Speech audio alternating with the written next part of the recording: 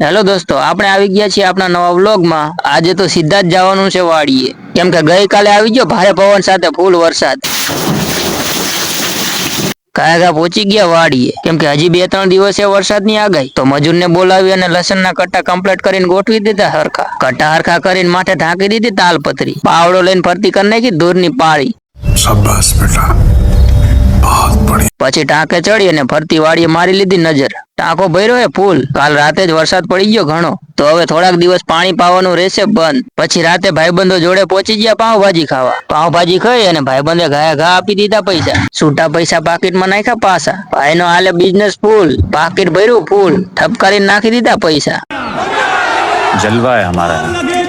પછી નીકળી ગયા ઘરે। રસ્તામાં ગાડીમાં નાખી દીધું ડીઝલ। અમારા આવા જ નવા વિડીયો જોવા માટે અમારી ચેનલને કરો સબસ્ક્રાઇબ, વિડીયોને કરો વધુમાં વધુ શેર અને વિડીયોને કરી દો લાઈક।